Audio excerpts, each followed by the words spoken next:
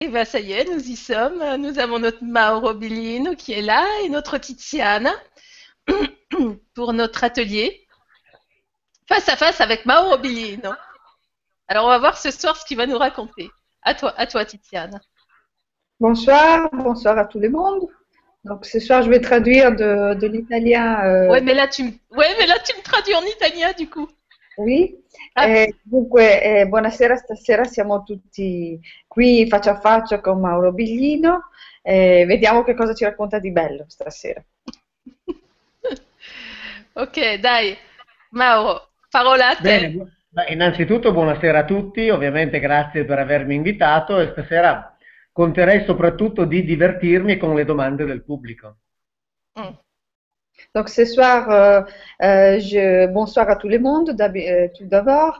Et ce soir, ce que je voudrais faire, c'est de m'amuser avec les questions du public avant tout. Sì, soprattutto no, perché sono quelle che ovviamente poi stimolano e quindi mi consentono di andare da una parte all'altra, cambiare argomenti e quindi proprio divertirci.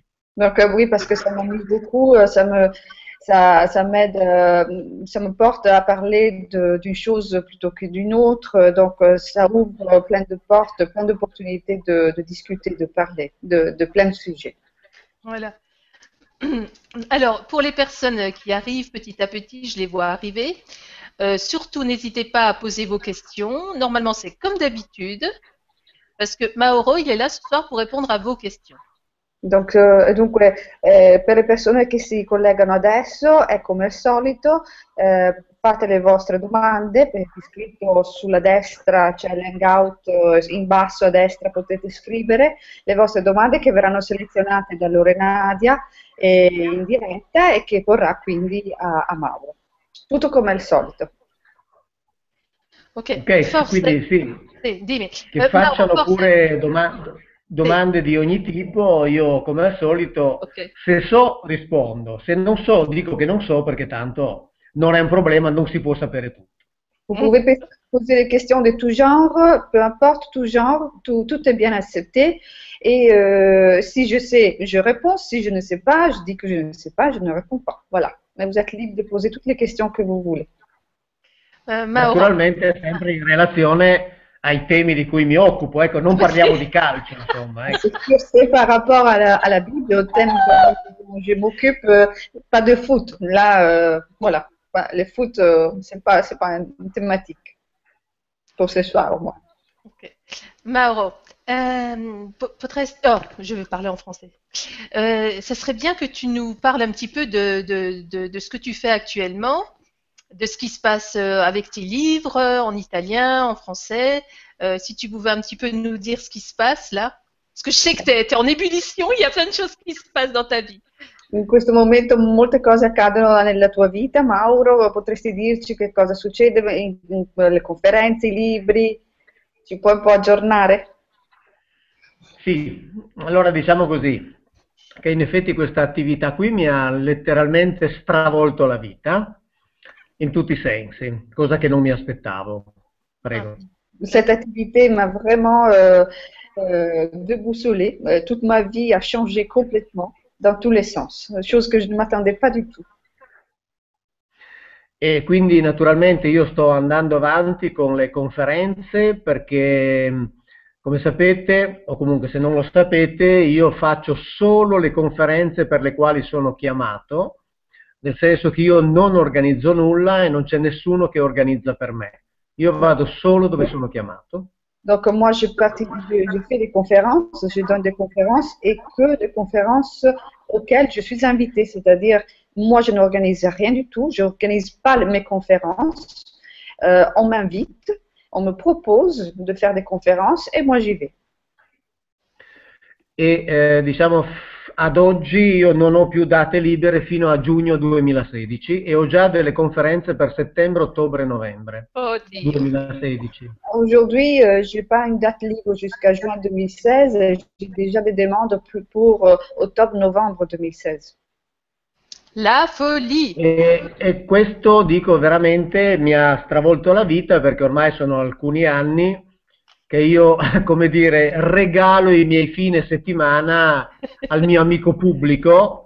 Dico regalo perché oltretutto io parlo gratis nelle conferenze. Bah, c'est- Donc cela a vraiment changé ma vie parce que ça fait quelques années que je donne un cadeau mes week-ends à mon public, au public, parce que là, je le fais vraiment pour les liaisons avec, pour garder les liaisons avec mon public. Je le fais gratuitement. E nel frattempo stanno uscendo i libri, 5 giorni fa è uscito l'ultimo, un lavoro che comprende un DVD e un libro. Donc, entre-temps, il y a mes livres qui sont publiés. Le dernier est sorti il y a 5 jours, qui comprend un livre et un DVD. Alors celui-là, il est en italien, hein. Voilà. Sì, in italiano, sì. Il titolo è L'invenzione di Dio ed è per il momento solo in italiano. Pour le moment, c'est juste en italien et ça s'appelle L'invenzione di Dio, l'invention de Dieu. E nel frattempo sono uscito in alcuni paesi europei, vabbè, in Francia già sapete che ci sono 2 libri e ne uscirà nei prossimi mesi un terzo. Entre-temps, j'ai publié mes livres dans des pays européens. En France, il y a déjà 2 livres qui sont sortis et bientôt il y en aura un troisième. Qui s'appellera... Sono uscito un mese fa in Croazia. Ah, Moi, j'ai publié en Croatie. Je suis sortie en Croatie. Prima ero uscito a Praga e in Lettonia. Avant, c'était Prague et en Lettonie. Ora ho firmato un contratto con l'Olanda. J'ai signé un contrat avec l'Hollande. Intanto il primo dei miei libri è stato tradotto in spagnolo, portoghese, russo e polacco. Donc, entre-temps, le premier de mes livres a été traduit en espagnol, portugais, russe et polonais. Mauro. E a dicembre esce il mio primo libro in Germania. Et au mois de décembre sortira mon premier livre en Allemagne. Fantastico, veramente. Mauro è incredibile, eh? Incredibile. Ma la tua vita è andata così avanti in 6 anni? Come è stata questa cosa lì? Sì, è successo senza che io me lo aspettassi, quindi tutta questa roba mi sta accadendo addosso, insomma. Tout cela est en train de m'arriver dessus. Vraiment, ça me tombe du ciel, voilà, sans que je me l'attende. Mauro, Esatto. sai che il Sì. grand changement apre in Spagna, domani apre il grand changement spagnolo, dunque... Ho capito. Sei d'accordo? Demain, les grands changements ouvrent en Espagne, donc Mauro, il a déjà compris qu'il faut qu'il se prépare, je pense. Ah, oui, moi j'ai compris, oui. E Mauro compris. è uscito in Spagna, sì, è uscito, non c'è problema. No, non ancora, no, tradotto ma non no. ancora uscito. No. Ah, ok. En Espagne a été traduit, mais il n'est pas sorti encore. Ok, dunque No, questo no, me lo dirai. ancora no. Ancora Ok, no. me lo dirai e andiamo Sì. avanti in Spagna. Ok. Non hai Diciamo che nell'ultimo lavoro, questo qui che è appena uscito 5 giorni fa, ho introdotto dei temi molto duri e dei quali non sono in grado di prevedere le conseguenze. Dans le dernier livre sorti il y a 5 jours en Italie, j'ai parlé de certains thèmes très durs dont je ne suis pas capable de prévoir les conséquences. E quindi vedremo cosa succederà. Donc on va voir qu'est-ce qui va se passer. Mais Mauro, tu peux nous en dire plus là? Parce que là, tu vas nous faire saliver. Mauro, Comment devi dire qualcosa di Tu è curiosa? Ah oui! Sì. Ah oui! Cosa? Diciamo che ho analizzato la Bibbia e i suoi seguaci anche da un punto di vista giuridico e chiedo l'intervento di giuristi per una certa operazione. Donc j'ai analysé la Bible du point de vue juridique et aussi de certains personnages de la Bible et j'ai demandé un avis technique par rapport à certains thèmes. Oui. Bon, on va en savoir Quindi plus. vedremo cosa succederà. Donc on va voir qu'est-ce qui va se passer. Sì, adesso il distributore, quello che è anche coproduttore, dal primo giorno che è uscito è primo nella classifica. Les Dico distributeurs, del distributore. coproducteurs, donc on peut dire que les livres est premier dans la classifie de ces producteurs. E quindi insomma vedremo, ci divertiremo, spero. On va s'amuser. Oh, ouais. Sì, anche perché quando si parla sempre di Bibbia è fondamentale divertirsi, anche perché con la Bibbia si può solo fare finta e quindi Si può solo fare finta. fare finta, fingere. Et donc, il est fondamental de s'amuser quand on parle du Bible, parce que avec la Bible, on peut juste faire semblant. Perché noi di quel libro non sappiamo quasi nulla, non sappiamo chi l'ha scritto, non sappiamo quando l'ha scritto, non sappiamo come fosse scritto in origine. Puisqu'on sait, on sait presque rien, on ne sait pas qui l'a écrit, quand cela a été écrit, comment il était à l'origine. E quindi per questo dico che possiamo soltanto fingere, perché dobbiamo fare finta di sapere tutta una serie di cose che in realtà non sappiamo. Et donc, parce que Et Prego.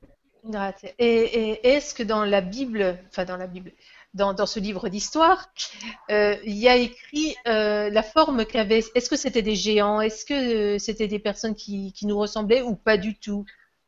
e nella Bibbia c'è scritto se erano dei giganti o delle persone che ci somigliano o per niente, o non c'è scritto nulla. Allora, una descrizione precisa degli Elohim non c'è. Une description précise des Elohim n'existe pas. La Bibbia parla dei giganti, La Bible parle des géants, che potrebbero essere stati una razza diversa da quella degli Elohim. pouvaient être une autre race différente des Elohim. La Bibbia ci dice che questi giganti avevano 6 dita per ogni mano e 6 dita per ogni piede, Et la Bible dit que ces géants avaient 6 doigts pour chaque main et 6 doigts pour chaque pied. dormivano in letti lunghi 4 metri e larghi 2. Et dormaient dans des lits longs 4 mètres, larges 2 mètres. Per quanto riguarda gli Elohim, Pour ce qui concerne les Elohim, la Bibbia ci dice che cioè ci fa capire che erano molto simili a noi, la Bible nous fait comprendre qu'ils étaient très similaires à nous che però erano distinguibili, cioè li si riconosceva, et qu'on pouvait les reconnaître, ma erano talmente simili a noi che i loro maschi si univano con le femmine umane, facevano dei figli. mais ils étaient tellement semblables à nous que les mâles s'accouplaient avec nos femmes et donnaient des enfants. E quindi vuol dire che erano fisiologicamente e anatomicamente compatibili. Donc cela veut dire qu'ils étaient physiologiquement et anatomiquement compatibles. Se leggiamo il libro etiopico di Enoch, Si on lit les livres éthiopiques de Enoch, capiamo che quelli dovevano avere carnagione molto chiara, on comprend que cela, il devait avoir la couleur de la peau très claire, capelli rosso-biondi des cheveux roux, blonds, e occhi molto chiari al punto da sembrare quasi splendenti. et des yeux très très clairs au point de sembler presque resplendissants. Ecco, quindi insomma una specie che noi definiremmo nordica. Donc une espèce que nous on dirait du nord. Però questo si trova nel libro etiopico di Enoch, Mais cela se trouve dans le livre éthiopique de Enoch, che non è accettato dalla Chiesa cristiana romana, n'est pas accepté par l'Église chrétienne romaine, ma che è accettato dalla Chiesa cristiana copta. mais qui est accepté par l'Église chrétienne copte. Quindi queste sono le descrizioni che abbiamo. Cela, ce sont les descriptions qu'on a. Alors, donc si j'ai bien compris, il y avait trois races différentes là, au même moment. Les géants, les Elohim enfin je ne sais pas si on peut dire nous, mais le peuple de la terre. Dunque, se ho Qui, capito bene, nello stesso momento coesistevano la razza dei giganti, la razza degli Elohim e noi, gli esseri umani. esatto. E noi che siamo un prodotto dell'ingegneria genetica degli Elohim. Et bien sûr, c'est correct. Et nous, qu'on est un produit de l'ingénierie génétique de qui? Des Elohim. Degli Elohim. Des Elohim. Alors, nous, actuellement, on a un produit génétique. Mais à cette période-là, quand ils sont arrivés pour créer, pour nous créer nous, il y avait, avec quoi ils nous ont créés? Il y Ma avait, quel momento sono arrivati per crearci a noi, come ci hanno creati? Con che cosa ci hanno Se, creati? se stiamo ai testi antichi, in particolare sumero-accadici, Alors, si on se réfère au texte ancien suméro-akkadique, loro sono arrivati per dei motivi loro, perché interessava loro questo pianeta. eux, ils sont arrivés pour leur raison à eux, parce que notre planète leur intéressait. Su questo pianeta lavoravano Ils travaillaient sur cette planète. e a un certo punto hanno capito che avrebbero potuto fabbricarsi qualcuno che poteva lavorare per loro. Et à certains moments, ils ont compris qu'ils pouvaient se fabriquer quelqu'un qui pouvait travailler pour eux. Perché hanno visto che c'erano gli ominidi, Parce qu'ils ont vu qu'il y avait les hominides, ça se dit? hominidés, hominidés? qui, e hanno capito che con un intervento genetico li avrebbero potuti trasformare in individui capaci di comprendere e eseguire ordini. Et ils ont vu qu'avec une intervention génétique, ils auraient pu les transformer de manière à qu'ils comprennent des ordres et ils les exécutent. E così è nato il Sapiens, l'Homo sapiens, Et c'est comme ça qu'est né l'homme sapiens. che è un organismo geneticamente modificato. Il y a un OGM. Eh oui. OGM. Ouais. Esatto. E Donc, nous ormai sommes, c'è una parte della scienza che sta andando in quella direzione. Nel mio ultimo libro ho pubblicato una parte degli studi di un biologo molecolare. Donc, et aujourd'hui, la science même est en train d'aller dans cette direction. Dans mon dernier livre, j'ai publié l'étude d'un scientifique en biologie moléculaire Oui, oui, oui. E che ha cominciato a formulare l'ipotesi che noi siamo un prodotto proprio di ingegneria genetica. et qui a commencé à formuler l'hypothèse que nous, on est les produits de l'ingénierie biologique. génétique. Genetic. Pardon. E questo spiegherebbe come mai noi abbiamo nel nostro patrimonio genetico Et cela expliquerait pourquoi nous avons dans notre patrimoine génétique delle parti che non sappiamo da dove arrivano. de parties qu'on ne sait pas d'où arrivent. D'où elles viennent. Ma che sono proprio quelle che fanno sì che noi siamo Homo sapiens. Mais qui sont justement celles qui font que nous, on soit des hommes sapiens. E uno di questi studiosi scrive che il fatto che l'Homo sapiens esista Et un de ces personnes qui sont en train d'étudier dit que le fait que l'Homo sapiens existe si può spiegare soltanto con un intervento di clonazione peut s'expliquer que par une intervention de clonation De clonage. che ha prodotto un certo numero di maschi e un certo numero di femmine qui a produit un certain nombre de femmes, de mâles et de femmes. poi fatti incrociare tra di loro sotto controllo. Et après, on les a fait croiser entre eux sous contrôle.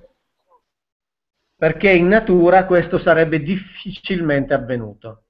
Puisqu'en nature, cela se serait difficilement reproduit. E quindi vediamo se la scienza continua a indagare in questa direzione e vediamo quali saranno le risposte che ci darà in futuro. Donc on verra bien si la science continuera à faire des recherches dans ce sens-là et à nous donner des réponses dans le futur. E questo, tra l'altro, è ciò che è scritto chiaramente nella Bibbia con la fabbricazione di Adamo ed Eva. Et entre autres, cela est ce qui est écrit dans la Bible par la fabrication de Adam et Eva. Quando è stata clonata la pecora Dolly a Edimburgo nel 1997, Lorsqu'on a cloné le brebis, Le mouton, c'était, non? mouton, C'était oui, une brebis. Dolly en 1889. Non, 1989, c'est ça? 1989? 1997, 97, pardon. sì? E questa operazione aveva creato molti problemi anche di ordine etico. Cette opération avait créé plusieurs problèmes, plusieurs soucis d'éthique. Perché subito si pensava che ovviamente si sarebbe poi passati alla clonazione dell'uomo. Parce que tout de suite, on a pensé qu'on serait passé à cloner l'homme. E quindi sono intervenuti ovviamente uomini di chiesa, filosofi, pensatori, Et donc, des philosophes, des hommes d'église, des penseurs ont dit tout de suite quelque chose. che hanno dato il loro parere in merito. Donc, ont donné leur opinion à propos de ça. Quando sono stati intervistati dei rabbini come il professor Safran, Et lorsqu'on a interviewé des rabbins comme le professeur Safran, Safran, lui ha detto espressamente, ma la clonazione non è un problema. Il a expressement dit, mais le clonage n'est pas un problème. La conosceva già la Bibbia. C'était déjà connu dans la Bible. Basta vedere come sono venuti al mondo Adamo ed Eva. Il faut juste voir comment Adam et Ève ont été créés. Donc lui, il avait déjà E dit quindi ça. per loro non era assolutamente una novità, perché loro dicono in assoluta tranquillità che la clonazione è già descritta nella Bibbia ed è esattamente ciò che io racconto perché lo ricavo dalle traduzioni della lingua ebraica. Donc pour eux, ce n'était absolument pas une nouveauté parce que c'était exactement ce qui est écrit dans la Bible. Et moi, je l'ai trouvé dans les traductions que j'ai faites de l'hébreu. Et donc, Mauro, alors actuellement sur Terre, il y a donc des descendants d'Adam et Ève qui ont été comment ça, fabriqués. Hein. Et il y a aussi les Elohim qui s'étaient reproduits avec enfin c'était pas des humains, enfin si c'était des humains qui étaient là avant Adam et Ève, c'est ça? Alors il y a le produit des humains tels qu'ils les ont trouvés avec les Elohim, il y a les descendants d'Adam et Ève et il y a certainement après tous les croisements possibles.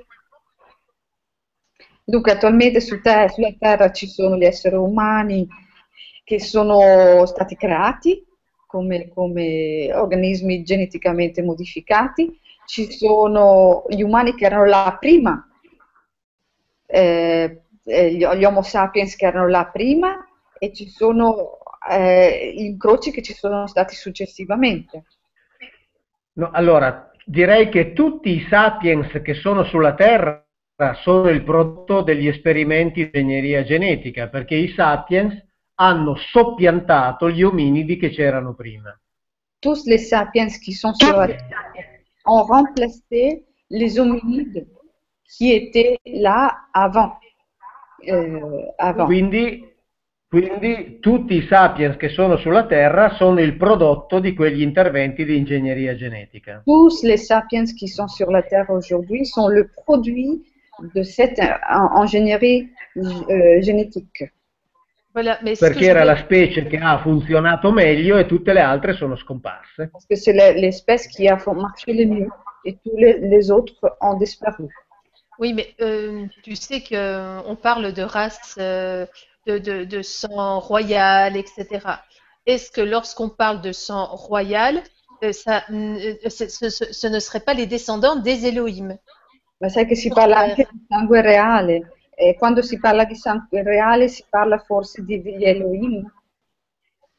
Sì, so discendenza. bene che ci sono delle linee di discendenza che affermano di derivare direttamente dagli incroci tra gli Elohim e le femmine Adam. Però qui le prove ovviamente non le ho e quindi Mm, non ti so dare una risposta certa.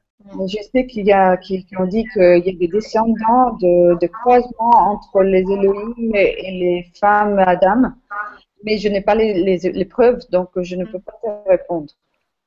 De toute façon, actuellement, on est tous mélangés d'une manière ou d'une autre, je suppose, à moins qu'il y ait vraiment des lignées pures depuis le début, mais bon.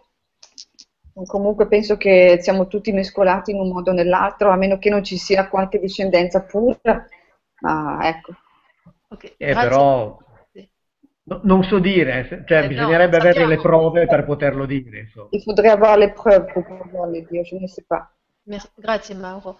E dunque, Aurora, penso che Mauro ti ha risposto. Donc, bonsoir Lorena, Nadia, bonsoir Tiziana, bonsoir Mauro. À tous, à toutes et à toutes, je suis très heureuse d'être avec vous ce soir. Pouvez-vous nous parler de votre dernier livre? Très beau et très lumineux, vibratelier dans la joie infinie et la paix du cœur. Notre petite fée nous a dit ça et Mauro nous a répondu en fait dernièrement sur son livre. Tiziana.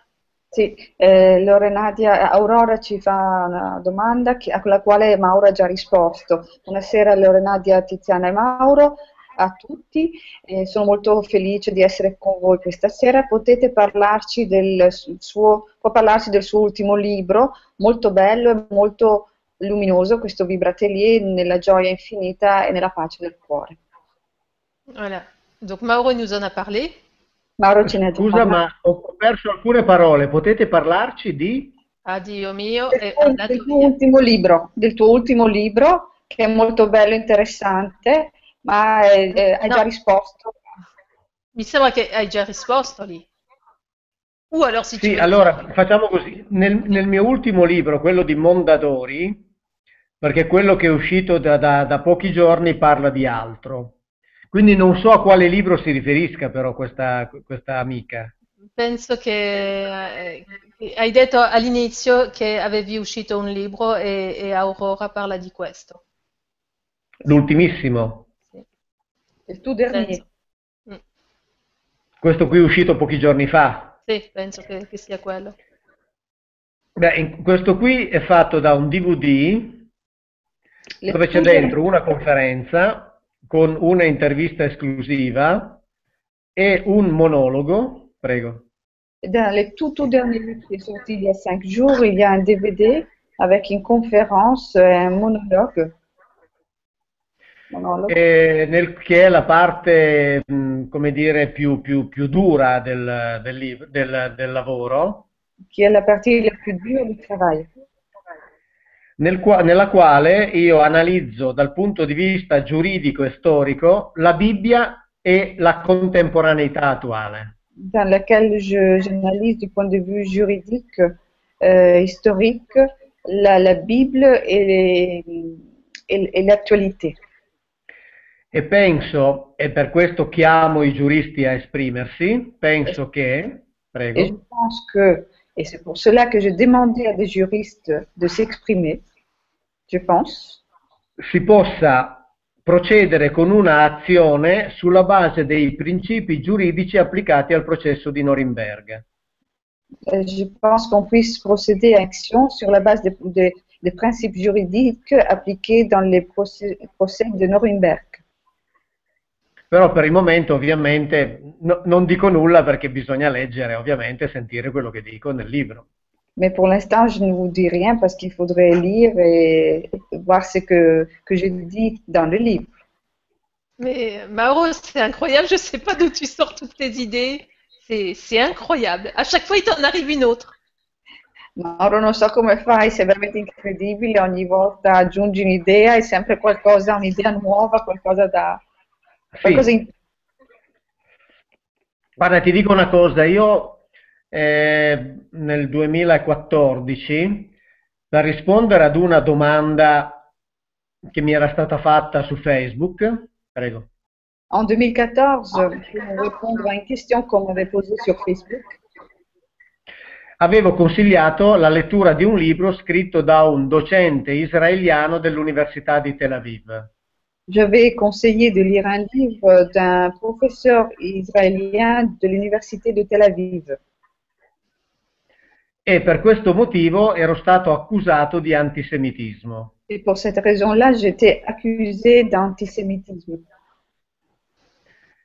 In questo ultimissimo lavoro Dans le tout dernier travail, io documento che uno dei più accaniti massacratori di semiti era proprio Yahweh. et moi je documente que l'un des plus Determinati. déterminés massacreurs de l'humanité. de l'humanité, No, c'était di semiti, non des dell'umanità, Sémites. Ah, Non, di Sémites, semiti. voilà, Era proprio Yahweh. était justement Yahweh. E quindi se io sono un antisemita bisogna dire che lo era anche lui. Et donc, si moi je suis un antisémite, il faut dire qu'il était lui aussi. Grazie Mauro. Abbiamo Piero che ci dice. Buonasera e grazie a tutti. Mauro, sono nato e cresciuto a Roma e di religione ne ho sentito e vissuto fatti e misfatti. Una cosa che a Roma diciamo spesso è il diavolo, nel senso del male, e in Vaticano. E cosa ne pensi tu? Ma non si dice neanche soltanto a Roma, quella storia lì. Vas-y, en français, Tiziana. Donc, bonsoir et merci à tout le monde. Mauro, je suis née et j'ai grandi à Rome et j'ai entendu plein de choses sur la religion, du bon et du pas bon. Une chose qu'à Rome on dit souvent est que le diable, dans le sens de mal, est dans le Vatican. Qu'est-ce que tu en penses? Allora io penso, intanto non credo nell'esistenza del diavolo, però credo che quella istituzione romana da 2000 anni viva sulla falsità. Moi, je ne crois pas dans l'existence du diable, tout d'abord, mais je pense que cette institution romaine, depuis 2000 ans, vit sur les faussetés. La fausseté. La fausseté. Quindi, Piero. se il diavolo esiste, diciamo che lì è ben rappresentato. Donc, si le diable existe, on peut dire que là, il est bien représenté. Alors, Pascal, merci Mauro. Effectivement, je pensais au sacrifice des Mayas, mais dans la Bible que tu racontes, il est question de sacrifice d'animaux, je crois. Tandis que chez les Mayas, on parle de sacrifice humain. S'agirait-il d'une déviation? Oui. Pascal ci dice, grazie Mauro, effettivamente pensavo ai sacrifici dei Maya, ma nella Bibbia che tu racconti si parlava di sacrifici di animale, credo, e invece nei Maya si parla di sacrifici umani. Potrebbe trattare di una deviazione? No. No, perché anche la Bibbia parla di sacrifici umani. Ne parla in Ezechiele, quando è Yahweh stesso che dice... Prego. Non, parce que même dans la Bible, on parle des sacrifices humains. Quand Ézéchiel, il dit... Nel capitolo 20, Yahweh dice espressamente che lui aveva chiesto che gli bruciassero i neonati primogeniti. Dans le chapitre 20, Yahweh dit qu'il avait demandé qu'on brûle les nouveau-nés, les premiers nouveau-nés. Dovevano essere bruciati interamente, bruciati a lui. Ils devaient être brûlés pour lui. E i sacrifici umani sono stati eliminati più o meno intorno al 622 a.C. con la riforma del re Giosia. Et les sacrifices humains ont été éliminés plus ou moins en 622 avant Jésus-Christ par la réforme du roi des re. Sì. Come si chiama? Giosia. Sì. Quindi c'erano anche lì. poi nella Bibbia sono stati cancellati, si è fatto in modo anche di cercare di far dimenticare che venivano fatti. Donc ils y étaient même dans la Bible. Après on les a effacés et on a fait en sorte qu'on les oublie. Mentre nei Maya non c'è stata questa necessità di far dimenticare. Tandis que chez les Mayas, il n'y a pas eu la nécessité de faire oublier.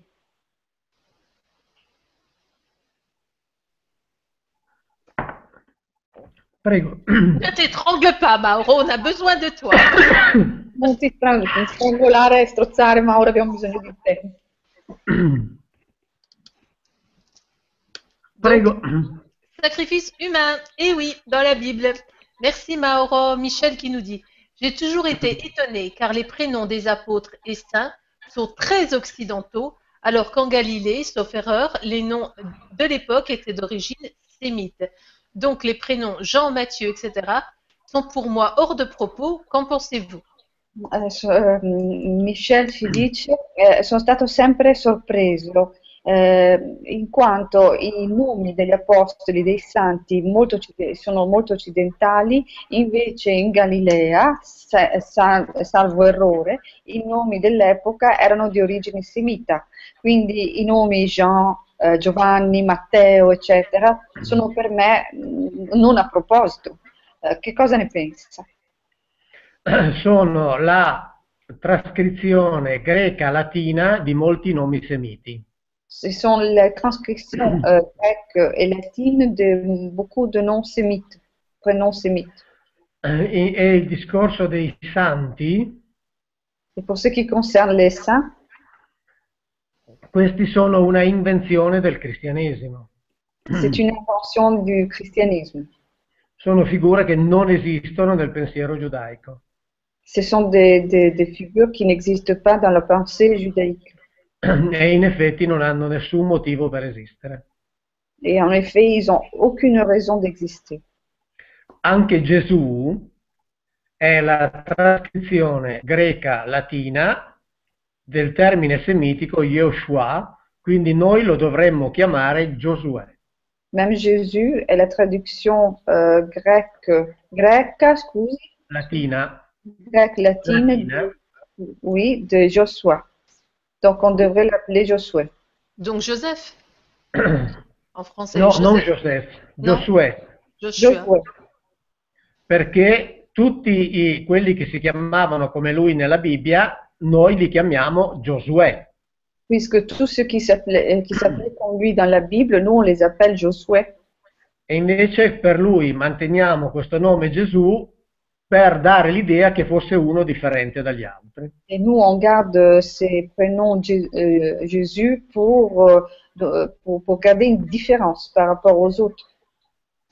Mais quand tu dis les Joshua, est-ce qu'on peut parler aussi des Myriam? Tu sais, les Myriam, c'est un ordre, comment on peut dire ça? Est-ce que les Joshua, c'est un ordre aussi? C'est des personnes, si tu veux, c'est un titre, c'est pas un prénom en fait. Est-ce que c'est ça aussi? Joshua è anche un titolo, non è solo un nome, può essere un titolo come Miriam.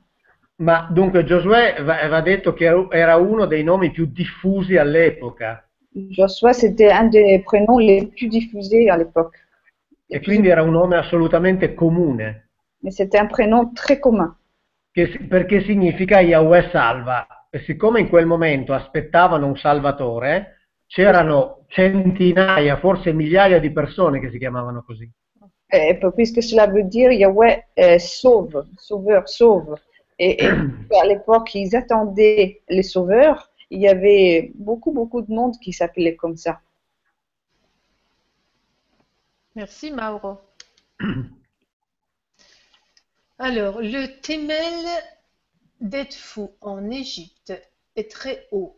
Un rapport avec la race des géants? Ah oui, c'est vrai. Moi, je me suis toujours posé cette question-là aussi. À toi, Tiziana. La Temel d'Edfou in Egitto è molto alto. Ha un rapporto con la razza dei giganti? Questo non so rispondere. Je ne sais Ma pas. la Temel che cos'è? Non ho capito. C'est un La temple, télé- je pense. non. Ah oui, non, voilà, oui. Le temple, c'est un temple, je sais pas comment ça se dit en italien. Un tempio, un tempio. Tempio, oui, voilà. Le temple d'Edfu. Il tempio di Edfu. In Tu sais, Sì? avec Egitto. des entrées extrêmement hautes. Ah, sì, sì, ho capito adesso, ho Je me dis, capito, ho c'est pas capito. possible, ce sont des géants Sì, certo, ci sono delle costruzioni dell'antichità che sono spiegabili soltanto in presenza di giganti, sì. Eh oui. Oui, il y a des constructions Non dans la... solo quello, ce ne sono anche altre, tipo altre costruzioni che avevano dei gradini molto alti e che sarebbero assurdi per la statura dell'uomo, insomma. Il y a des constructions de l'Antiquité qui s'expliquent que par la présence de ces hommes plus grands, et mais pas qu'en Égypte, même ailleurs. Mais ces géants, si tu sais quelque chose sur dans la Bible, est-ce que ces géants avaient une interaction avec les Elohim? E sai che nella Bibbia c'è scritto che questi giganti avevano delle interazioni con gli Elohim. Allora, avevano delle interazioni nel senso che tutti i giganti biblici, Ils avaient des prego, interactions dans le sens que tous les géants bibliques, sono sempre descritti come nemici di Yahweh, ils ont toujours été décrits comme des ennemis de Yahweh. cioè combattevano contro il popolo di Israele. Ils combattaient contre le peuple d'Israël. Quindi questo è quello che si ricava dalla Bibbia. Cela est ce qu'on lit dans la Bible. Hmm. C'est super intéressant, hein? Moi, j'adore. Grazie, Mauro. Alors, euh, alors, Karine qui nous dit bonsoir à tous et merci à Mauro de sa participation. Lors de vos recherches, auriez-vous trouvé trace d'autres personnes qui, dans le passé, auraient commencé à interpréter la Bible comme vous le faites et que l'on aurait obligé au silence? Tu peux me la mettre, s'il te plaît? Ah, Ouais. ben, je te l'ai mise. Ok, ça va, Ça va merci. arriver. Ouais, ouais, ouais. Mi ritarda un po'. Allora, buonasera a tutti e grazie a Mauro della sua partecipazione. Durante le sue ricerche ha trovato delle altre persone che nel passato avrebbero iniziato a interpretare la Bibbia come lo fa lei e che siano state obbligate al silenzio. Ma diciamo di interpretazioni simili alla mia, io ne conosco soprattutto a partire dal Novecento, cioè dal secolo scorso, soprattutto dalla seconda metà del secolo scorso in avanti. Di interpretazione. Obbligati al silenzio non direi, cioè diciamo che comunque anche loro sono stati, come dire, ostacolati in tutti i modi possibili e immaginabili. Des interprétations pardon, similaires à la mienne, j'en ai trouvé à partir de la deuxième partie du 900. Après, obligé au silence, je ne saurais pas dire, mais certainement, ils ont eu de difficultés pour la divulgation. Questo sì. Mm. Certainement. Grazie, Mauro. Et donc, on a Pascal qui nous Oui. dit, Oui. donc en fait, nous sommes tous des OGM ou des extraterrestres. Eh bien si. Quindi siamo tutti OGM o extraterrestri. D'altra parte, basta fare un'osservazione. D'autre part, il suffit de faire une observation.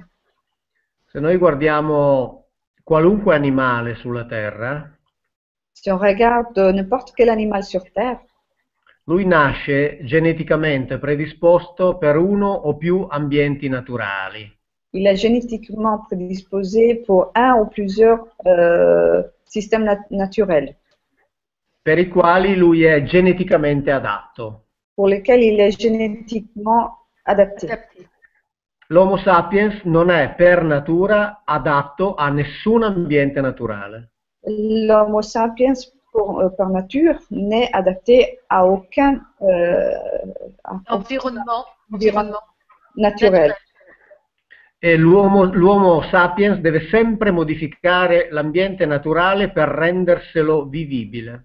L'Homo sapiens doit toujours modifier l'environnement pour qu'il soit vivable. Vivable pour lui. C'est Deve sempre costruirsi degli strumenti per vivere. Et il faut qu'il se construise toujours des instruments pour vivre. Cosa che gli animali non hanno bisogno di fare. Chose que les animaux n'ont pas besoin de faire. È il professor Westcott del Dipartimento di Antropologia dell'Università di Madison, et le professeur Westcott du département d'anthropologie de l'università di, Madison, non, non, USA, des États-Unis. Madison, Stati Uniti. Ah, Madison. Oui, Madison. Nel suo libro The Divine Animal, Dans son livre The Divine Animal, l'animale divino, l'animal divin, Divin. scrive che noi specie umana abbiamo delle caratteristiche tipiche delle specie addomesticate. écrit que nous, espèces humaines, on a des caractéristiques typiques des espèces qui ont été domestiquées, ça se dit? Domestique, Domestiquées. domestique. Cioè un po' come i cani e i gatti che teniamo in casa. Comme des chiens et des chats. In certi tipi di reazioni che noi abbiamo, eccetera. Dans certains types de réactions que nous avons. E siccome nessuna specie si addomestica da sola, dobbiamo chiederci chi ci ha addomesticati. Et comme aucune espèce s'apprivoise toute seule, on devrait se demander qui nous a apprivoisés.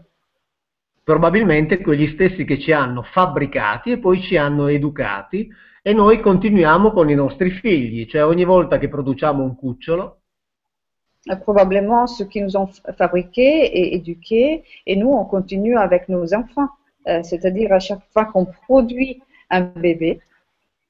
Quando noi appunto nasce un bambino, nasce selvaggio, donc quand un enfant naît, il naît e noi lo addomestichiamo con una serie di regole, et on l'apprivoise avec une série de règles, in modo che si adatti all'ambiente sociale nel quale verrà inserito. de manière à qu'il s'adapte à la société, à l'environnement social dans lequel il sera inséré. E quindi tutti siamo addomesticati. Et donc tout le monde est apprivoisé. Ouais, c'est vrai que c'est incroyable ça, mais c'est tout à fait. Je sais pas ce que tu en penses, Tiziana, mais c'est vraiment ça en fait, c'est vrai. Si on y pense. È incredibile, ma è proprio quello che è. Tiziana, tu penses comme Et moi? Oui, oui, oui, oui, il y a plein de conditionnements, il y a quelque chose, c'est sûr, Et c'est vrai qu'on modifie toujours notre environnement, c'est vrai. Il y a un truc qui est bizarre là aussi.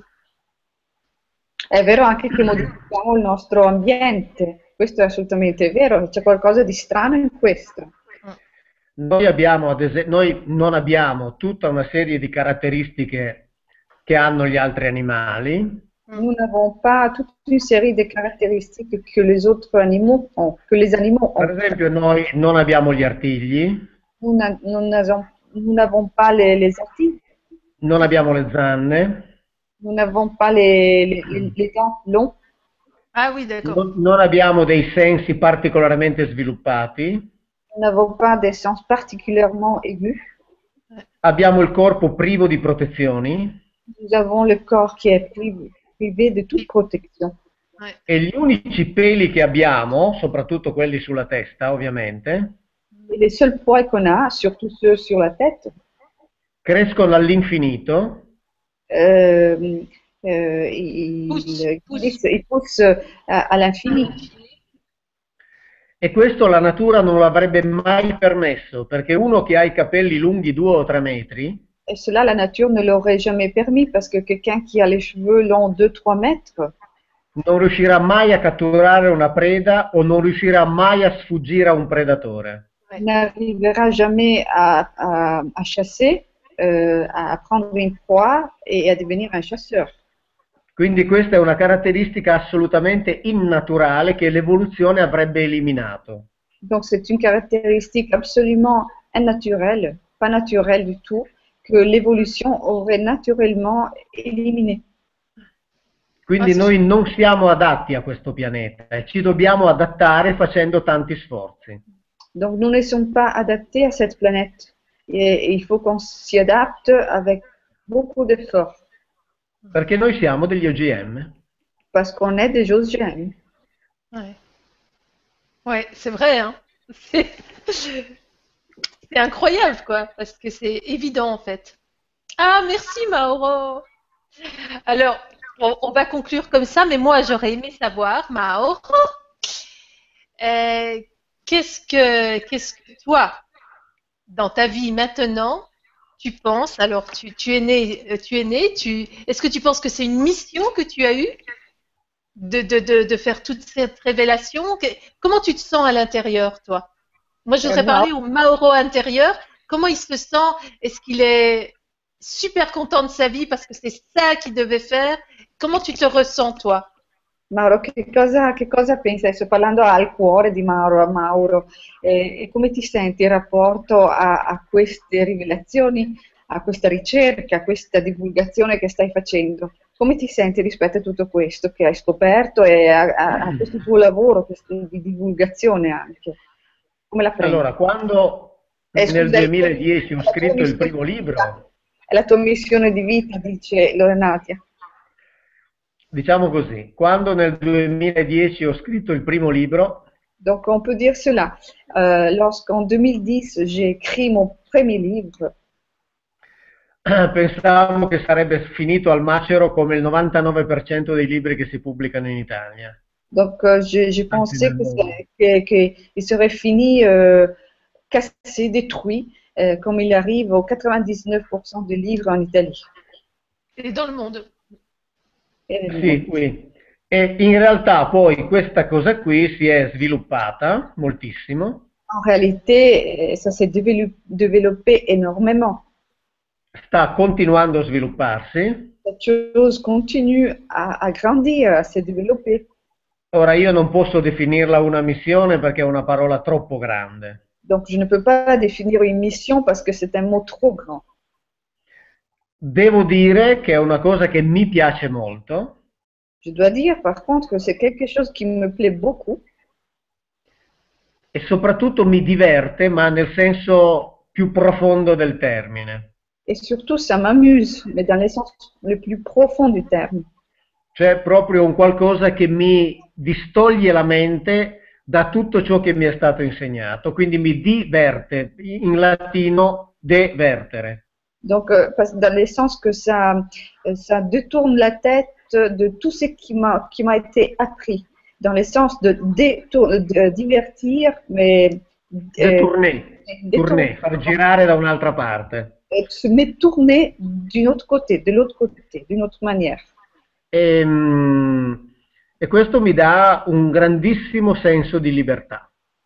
Et cela me donne un très grand sens de liberté. Ovviamente non so dove mi porta, Bien sûr, je ne sais pas où cela m'amènera. ed è per questo che io dico che nessuno deve venire dietro a me. Et donc, c'est pour cela que je dis que personne ne doit me suivre, Perché io non so dove vado. puisque je ne sais pas où je vais. Quindi io cammino un passo dopo l'altro. Donc, je marche un pas après l'autre. Questa è la mia vita adesso. C'est ma vie maintenant. È bella tua vita. Et puis, tu sais, le fait que tu dises que en fait, ça t'a libéré énormément, mais est-ce que tu te rends compte qu'en fait, tu nous libères, nous? E il fatto che tu ti sia liberato, ti rendi conto che in effetti tu ci liberi. Allora, diciamo così, sono moltissime le persone che me lo scrivono, ecco. On peut dire cela. On peut dire qu'il y a beaucoup de monde qui me l'écrivent. Et c'est quand même merveilleux, même si tu sais pas si c'est ta mission de vie, en tout cas, c'est quand même une sacrée belle mission. E anche se è comunque meraviglioso, anche se non è la tua missione di vita, è comunque una meravigliosa missione, una bella cosa, una meravigliosa cosa. Diciamo che se questo è utile a qualcuno, io naturalmente ne sono molto contento. Alors, bien sûr, si ça peut être utile à quelqu'un, moi j'en suis heureux. Però ripeto, che questo è fondamentale, ciò che faccio io, ciò che racconto io, deve servire alle persone per ragionare in modo autonomo, non per seguire me, ma per seguire ciascuno le sue idee. Mais il est fondamental que les gens comprennent que ce que moi je dis, ce que je raconte, je ne le fais pas pour que les gens me suivent à moi, mais le fassent résonner, que ce soit un point de départ pour résonner tout seul. Pour les rendre autonomes, ouais. pour les rendre autonomes. Oui, c'est ça. Et ça, c'est bravo. Parce que ça, c'est le top, quoi, en fait. C'est ça, c'est de nous libérer complètement, c'est nous rendre autonomes, c'est pas nous accrocher à nouveau à quelqu'un, à des documents, c'est vraiment qu'on comprenne à l'intérieur, et c'est ça qui nous rendra autonomes. È questo che è bello, il fatto di renderci autonomi, a non doverci agganciare a qualcuno o a dei testi, ma ci faccia entrare più profondamente in noi stessi, per capirci noi un po' di più, sempre di più. Difatti io da un po' di mesi nelle conferenze, prego, Donc, effectivement, depuis quelques mois dans les conférences, do delle indicazioni per leggere la Bibbia in modo rispettoso je donne des indications pour lire la Bible de manière respectueuse. e dico che se la gente legge la Bibbia in quel modo rispettoso, Et je le dis que si les gens lisent la Bible dans cette manière respectueuse, non ha più bisogno di venire alle mie conferenze. n'a plus besoin de venir à mes conférences. Tutto qui. C'est tout. Mm. Grazie tanto, Mauro, veramente sei straordinario. Grazie a voi. Grazie Grazie. tanto, Mauro. Ok, Ok, ciao ciao, forse che ci troviamo questi giorni o in Italia o in Spagna. va Grazie, bene, Mauro. ok. Ciao ciao. Ciao, ciao a Bye. tutti e grazie. Ciao ciao. Grazie.